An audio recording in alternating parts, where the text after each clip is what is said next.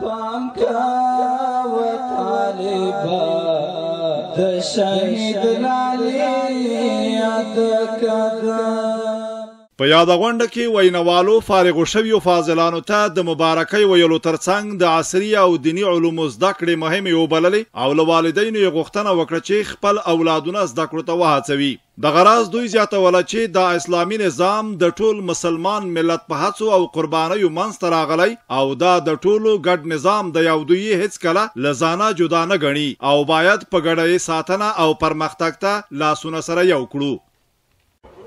علما که په سنگر کې وي دا ستاسو ویاړ ده، علما که په مدارسو کې وي دا ستاسو بچي دي، علما که د امارت په چوکیو باندې وي دا ستاسو دپاره عزت ده، دا ستاسو کشران دي، دا ستاسو امامان دي.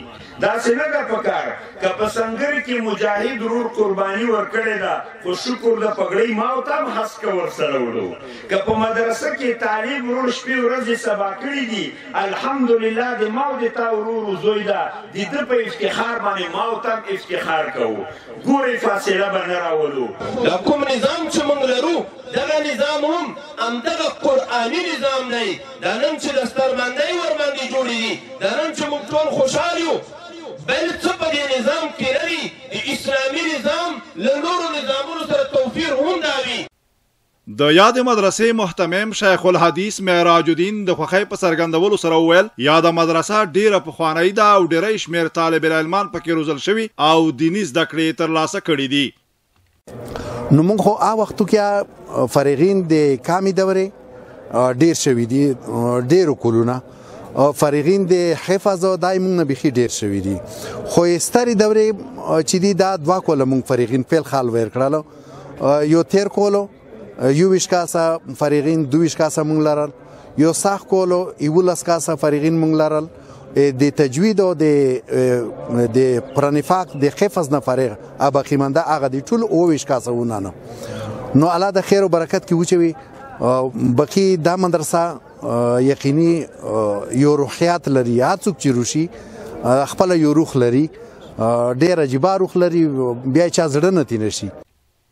د یاد مدرسې څخه فارغین هم خوښ و چې په یاد مدرسه کې خپل زده کړې سر ته ورسولې. دوی په خپلو خبرو کې د زده کوونکو لپاره د اړوند چارواکو د لا پاملرنې غوښتنه کوله.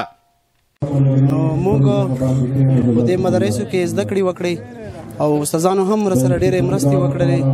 الحمدلله الله جل جلاله دې په علومو کې هم برکت وچوي.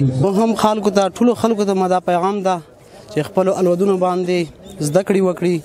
هغه که دیني زده کړې وي او که عصري علوم وي باید ټولو کې کوشش وکړي، خپل والدین ور باندې کوشش وکړي چې دا زده کړې ور باندې وکړي او ډېر کوشش ور سره وکړي چې د خپلو بچیانو د ښې تربیې په لپاره د خپلو بچیانو د سالمې روزنې په خاطر نه په خپلو بچیانو نه د اسلامي تعلیم وکړي. که اسلامي تعلیم نه حتی تر دې چې عصري تعلیم یا په وکړي د دې لپاره چې دغه بچیان د دوی لپاره په آینده کې داسې یو ډول وروزل شي چې دوی د ګټې او د استفادې په دنیوي او اخروي چارو کې کامیاب وي. امارت نه مو دا غوښتنه چې باید موږ د مدرسو سره د مکاتبو سره یو داسې روغبړ وکړي که نه چې هغه تریمتي لحاظ سره وي، تریمتیز لحاظ سره وي یا د زده کړې په لحاظ سره وي. بعضې شاګردان وي که نه هغه کتابو ته ضرورت لري، ډېر ضرورت لري کتابونو ته، او هغه که مکتب کې هغه که مدرسه کې وي ټول سخت خدمت لري. ځکه چې بعض شاګردان ډېر غریبان وي، هغه د خپلې ګټې مخه نه چې په امتحان کې ګټې د روپۍ اصول کې ګټه واخلي.